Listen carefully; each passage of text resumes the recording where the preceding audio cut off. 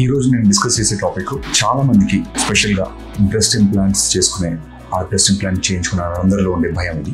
Breast implants వల్ల life risk ఉంటుందా, cancer ఏమైనా వస్తుందా? దీనికి అమెరికన్ FDA వాళ్ళు ఒక సర్వే చేస్తే 1 in 30,000 మెంబర్స్లో, అంటే ఆల్రెడీ ఇంప్లాంట్ చేసిన వాళ్ళలో 30,000 మందిలో ఒక్కళ్ళకి మాత్రమే ఒక పర్టికులర్ క్యాన్సర్లో కూడా అన్ని రకాల క్యాన్సర్స్ కాదు, ALCL అనే ఒక టైప్ ఆఫ్ క్యాన్సర్, ఇది లింఫోమా ఇది బేసిక్గా.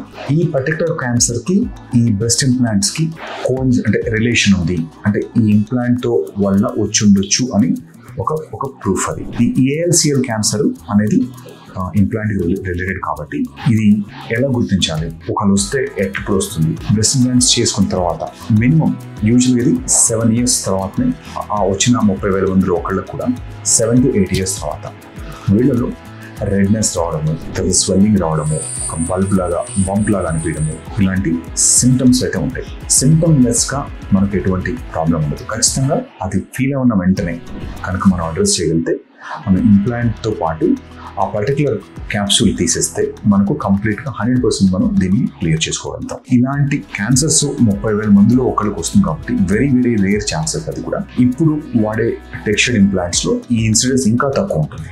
సో ఇది మనకు 10 years బ్యాక్ చేసిన స్టడీ అది కూడా. బట్ ఏమేమి జాగ్రత్త తీసుకోవాలి అంటే, మనం ఒక ఇంప్లాంట్స్ చేసుకుంటే ఎలా గుర్తించాలి, ఏమేమి జాగ్రత్త తీసుకోవాలి? సెల్ఫ్ ఎగ్జామినేషన్ అంటాం. స్పెషల్గా మనం బ్రెస్ట్ ఎగ్జామినేషన్ చేయడానికి పోస్ట్ పీరియడ్స్లో లాక్టేషన్, మన పీరియడ్స్ అయిన తర్వాత ఆ మిర్రర్ ముందు కనుక ప్లెయిన్ హ్యాండ్తో they can feel the bumps, అందులో డేంజరస్ లంప్స్ ఏమైనా ఉన్నాయా అనేది మనకు తెలిసిపోతుంది. తర్వాత ఇయర్లీ వన్స్, స్పెషల్గా 40 years ప్లస్ వాళ్ళైతే వన్స్ ఇయర్ మామోగ్రఫీ ద్వారా మనకి ఏదైనా లంప్స్ కానీ చేంజెస్ ఉన్నా, ఇంప్లాంట్ టెక్స్చర్లో చేంజెస్ ఉన్నా, క్యాప్సూల్ ఏమైనా చేంజెస్ ఉన్నా మనకు తెలుసుకోవడానికి ఛాన్స్ ఉంటుంది. సో ఈ ఎగ్జామినేషన్స్ దీంతో మనం 99.9% మనం ఇలాంటి కాంప్లికేషన్స్ మనం ప్రివెంట్ చేసుకోగలుగుతాం. సో అంత తక్కువ ఇన్సిడెంట్స్ కాబట్టి సో దీని గురించి మనం భయపడాల్సిన అవసరం లేదు.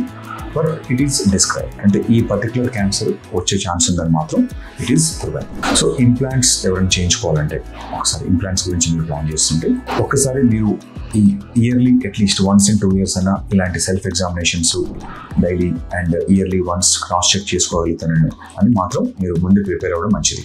ఎందుకంటే ఒకసారి టు ఎన్ష్యూర్ ద సేఫ్టీ, మనం మిస్ అవ్వడం కంటే early diagnosis is always better in these cases. మనం ఎర్లీ డయాగ్నోస్ చేయగలిగితే ట్రీట్మెంట్ చాలా సింపుల్గా ఈజీగా ఉంటుంది. Implant related issues or implant గురించి మీకు ఇన్ఫర్మేషన్స్ కావాలి, ఇంకా అందులో ఎలాంటి వేరియేషన్స్ ఉంటాయి ఇంప్లాంట్స్లో అనేది, ఇలాంటి ఎటువంటి డీటెయిల్స్ కావాలన్నా మీరు మీ నియరెస్ట్ ప్లాస్టిక్ సర్జన్ కానీ లేదంటే మన రీడిఫైన్ కస్టమర్ కేర్ కానీ కన్సల్ట్ చేసి మీకు దీని గురించి అన్ని రకాల డీటెయిల్స్ చూసి మీ పర్టికులర్ కేస్కి మీకు ఎలాంటి సూట్ అయితే అని సజెస్ట్ చేయగలుగుతాం.